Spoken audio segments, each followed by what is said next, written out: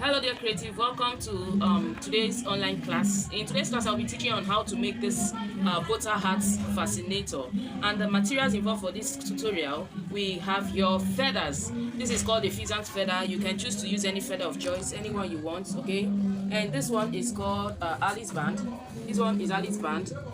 Though we are supposed to make use of the biggest size, but I can't find the biggest size in the market, so I'm going for this. But the normal size for this butter hat, because of the weight of the fascinator you'll be using, is the biggest size of Alice band, okay? And we have your roses here. We have 2 of it. You can choose to use any kind of rose, any one you want. It mustn't be this particular type, okay? And we have your face net. Some people call it Vail net, but anyone, or bird cage. Some people call it bird cage, Vail net, or face net. So anyone of your choice, you can anyone you want to call it, you're good to go with it, okay? And our adhesive, of course, our scissors for cutting, and our already made butter hats. This is sold in any millinery shop, and it comes this way. Okay?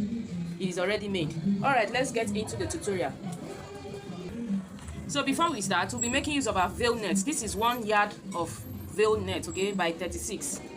This is it. 1 yard. Sorry, we are making use of 1.5. That's 52 inches. 1 yard and by 18. 1 yard by 18 inches, okay? That is 1.5 yard of face nets. That's what we are using. 1.5 yard of face nets. Okay, so the next thing you'll be taking, you will measure 3 inches away from the edge of the soft net, which is this place. From this edge, you measure okay, let's work with 7 inches from the edge of your face net. We'll be taking 7 inches, and then you will start making a running stitch from that 7 inches. Now, before you make your running stitch, you tie the thread first. You know this is a net, so that it won't pull off while doing your running stitch. You tie it to secure your needle or your thread from pulling off. So this is it. I've secured it, and the next thing, I'll be making my running stitch from one end to the other. This is it. This is how to make your running stitch. Hope you can see it very clear, like this, till you get to the other 7 inches, the same way we did at the other edge.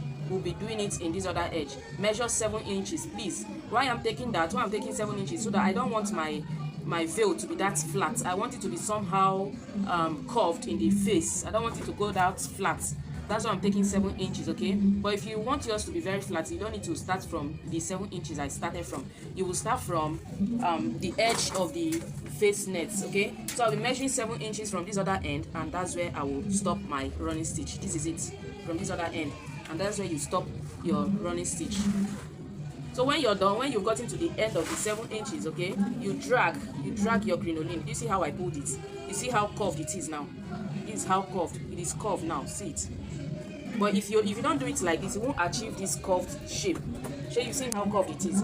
So this is what I actually want. But if you want it to be a little bit loose, you can do it like this. Lose it a little bit, not that much. You still have that curved shape, but it will spread out.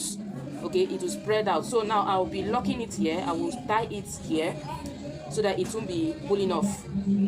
So I'm going to tie it here, because I've achieved everything I want to achieve.